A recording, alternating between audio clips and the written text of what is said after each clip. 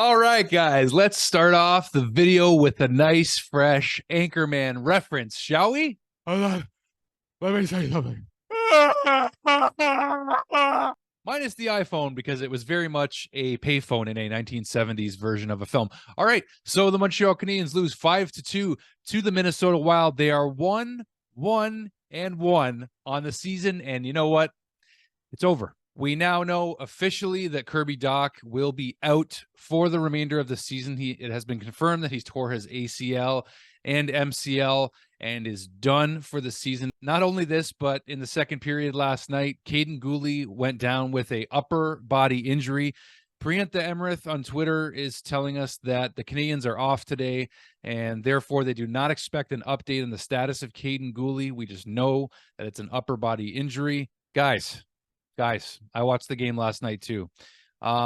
Regardless of the injuries right now, you kind of got the sense that it may not go that well with Minnesota's two glorious chances to score early in this game. A puck that bounced behind Sam Montembeault and somehow did not go in the net, and then a point blank chance right in the slot that hit the crossbar and went out. Right then and there, I just did not have a good feeling. And my family was at the game. My sister, my dad, my sister's husband, my uncle Robert Remigio, and that's for you, Uncle Robert. They all had to witness that live in person. And you guys know, in a week from now, actually 8 days from now, I'll be at the Bell Center for the Winnipeg Jets and Montreal Canadiens game on Saturday the 28th. And I'm really hoping for a much better performance in person for it. So I feel sorry for my family. And even before that, this Monday, I'll be in Buffalo, as I've told you guys. And between now and then, there's only one game before the Buffalo game, and that's against the Washington Capitals on Saturday. So the Canadiens now have 3 days off before they play another game. And you know what? The toughest thing about the game last night, of course, it's the Kirby Dach injury news hangover. Now we know that he's out for the season, but you could tell the team was in disarray right from the first period. You guys saw the way they were playing. I saw the way that they were playing. The lines all had to be rejigged, rejambled, whatever, remixed, whatever you want to call it. And they just weren't the same team from game 1 and 2 against the Leafs and Blackhawks. We know the power play struggles, and now special teams are just in, I don't know what to call them. I don't want to pile on. I'm not going to lie. I'm not going to pretend like things are good. They're not. They're very not right now. So I'm feeling you guys. I get it. I vowed to you guys that I was going to do a video after every single game this season, whether it's on the full setup here, on a short, whatever it is, on my iPhone, whatever it happens to be. So I'm here. I'm here with you guys, right? Last night was hard to watch. It was a very difficult game to watch. The Habs give up 2 shorthanded goals on the same power play. They give up 2 power play goals. Actually, was it 3? It was 3. Every single goal was special teams. 2 shorthanded goals, 3 power play goals for the Minnesota Wild, and pretty much ran the Canadiens out of their own building in the second home game of the season, where Kirby Dach is gone, and we're all sad. We're all disappointed. And this is supposed to be a progressive year. This is supposed to be a year of progress for the Montreal Canadiens. And right now, I totally get it from a fan standpoint, and that's why we're coming here to talk to each other. We always talk each other through the tough games, right? And I have to think that they are going to take this.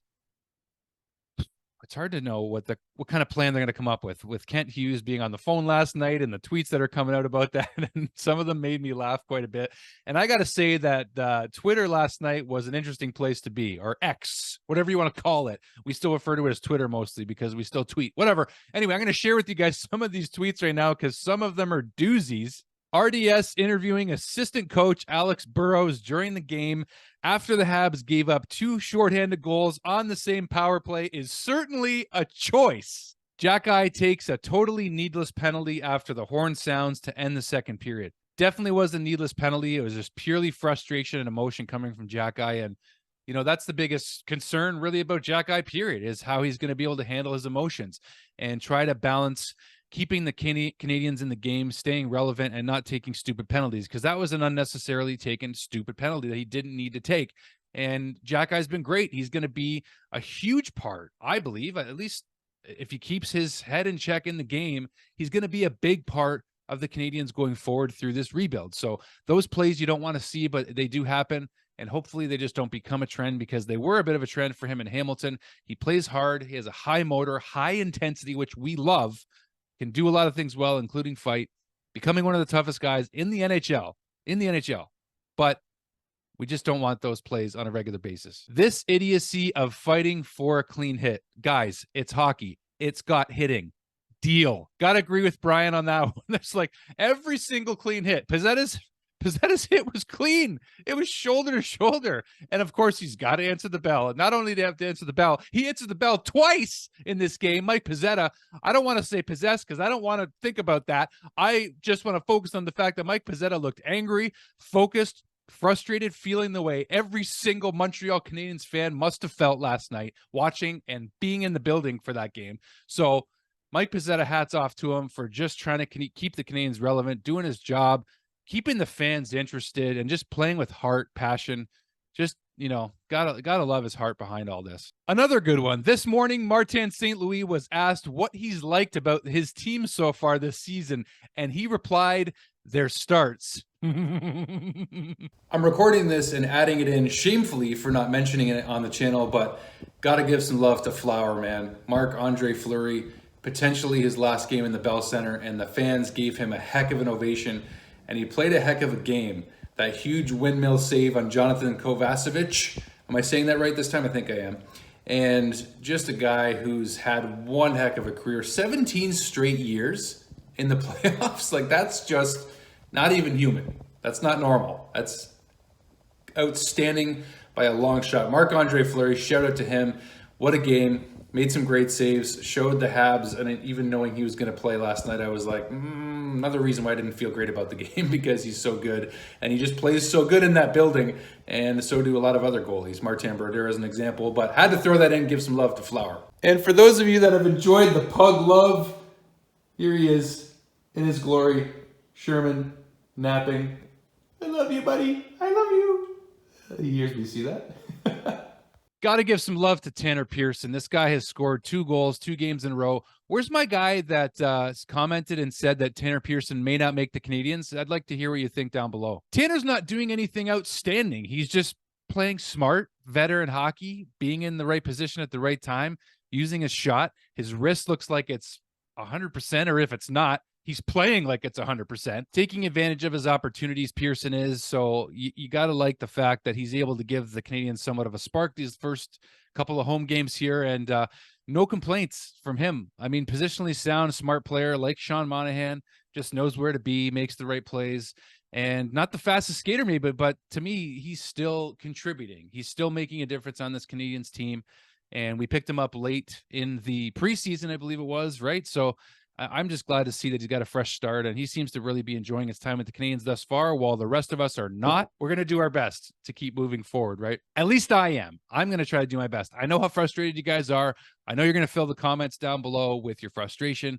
I get all that. All right, where's my David Savard guy? Now, Savard made a very, very nice pass to Alex Newhook on the Canadiens' second goal of this game. It was nice to see him get a couple of goals in this game. Still, it makes you want to cry, still thinking about how bad it was. Yet it's just nice to see the goal horn go off a couple times, especially for my family who's in attendance. Anyways, I wanted them to see at least a couple of goals. But that pass from David Savard to Alex Newhook. Alex Newhook, 3 goals in 3 games. Welcome to Montreal, first of all. The pass from Savvy was great. The defensive play that some of you, mainly one person or 1 or 2 of you guys in particular, has been complaining about David Savard's play lately. I understand it because I saw some of it last night, not being able to get the puck out of our zone and just kind of looking flat-footed a couple times. So I get it. It's still early in the season, though. But, yeah, I think Justin Barron is definitely going to get into this lineup probably this week, maybe against Washington. I would not be surprised to see him to come into his first Canadiens game this season against the Capitals. It would just be nice if we can bring in some of these players like a Justin Barron, or, maybe even Kaiden Primo. I'm sure he's going to get a start next week. The Canadiens have 4 games next week. I'll be at 2 of them, just a reminder, because it's fun. But like I say, I want to see Justin Barron come in and make a difference. I want to see Kaiden Guhle come in and have a decent start, decent at least. Maybe see a call-up from the Laval Rocket. Bring up Army. Bring him up. See what he can do. Just bring some positive vibes back to this team, man. We're 3 games in. We're 1-1-1. We've got a 3 out of a possible, 6 points. And the season isn't lost, but it certainly feels like it at this point. So we really need something positive at this point, because the Canadiens have a few days off. Like I mentioned, there's time to work on special teams, and only special teams. No, but the penalty kill and the power play need some serious work. I'm not going to put it on Burrows completely, but Marty and Burrows are to blame here, and the personnel that they're dealing with. I don't know. I don't want to blame Marty. I don't want to blame anybody, but someone's got to take the blame at some point. So no excuses, right? And it's interesting how Marty said, that no other NHL team cares about Kirby Dach's injury. Just the way the league goes, injuries happen. There's only one team that cares about Kirby Dach's injury, and that's the Canadiens. And at this point, they're really going to have to dial in and see what they can do. Christian Dvorak is potentially due back very soon. He's been at Canadiens practice regularly. We need him. We need Christian Dvorak. Whether or not you've been impressed with him or not, and most of you, maybe a good chunk of you, haven't been. I think he's been so-so. I don't think he's as bad as we think. I think he's good in the faceoff dot, which we're going to need if he's going to come in and help out, right? So I think it's just important that when Christian Dvorak's healthy, when these guys keep getting inserted into the lineup as we go, that they come in and they got to get some chemistry, because right now, last night against the Minnesota Wild, we did not have chemistry. Those lines were in disarray with the whole Kirby Dach situation. Pezzetta coming in on the fourth line, with Alex Newhook having to take Kirby Dach's center spot on the second line. I mean, I don't know. I'm not sure what to expect. Nick Suzuki looks like he's struggling out of the gate a little bit, as some of you guys have noticed. Caulfield didn't get a ton of chances last night, but still made a great play to get that puck to Savard, to get it over to Newhook for the goal. Slavkovsky still looks okay. He looks like he can hang a little bit still. I haven't been too concerned yet overall, especially given the fact that he hasn't really had a change. Well, he had a big change of line mates now, of course, with Kirby Dach going out, but I'm not that worried yet. Josh Anderson, we still got to see more of Josh, I think, overall. I don't know why they took him off the first line. I get putting Raphael Harvey-Pinard on the first line, by the way. He's doing a good job. Raph's playing great hockey. I just thought that maybe it was too soon to take Josh off of that line. I don't know. Maybe put Rafa, Slavkovsky, and Newhook, but that's three lefties. You probably want a righty on there, so I understand the decision. But we're going to see this lineup change quite a bit, right? So that's where we're at. It's going to change quite a bit. We got a lot of stuff to work on. We got to keep fans interested this season, because as of right now, our hearts are just not in a great place. Only 3 games in, and it's crazy to think, but that's where we're at. All right. That was a long-winded take there, but let me know what you guys think. We're still early in the season, guys. It might be a tough season. We're going to have to embrace the Celebrini talk, I guess, right? Even though we're probably not going to get him anyway. All right. I'm not being negative. I'm just being honest. I'm not going to put my hopes in that. I'm just not going to do it. So let's focus on this season and see what the Canadiens come up with here. We got to get better, and we gotta have, I don't know. I don't know what it's going to take. I don't know. It doesn't look good right now. I'm not going to lie, but there's got to be solutions. We got to see some inspired play from this team, some organized play, and some chemistry. That's what we need. Leave your comment down below, guys. Go Habs, go. We'll see you on the next one. Love y'all.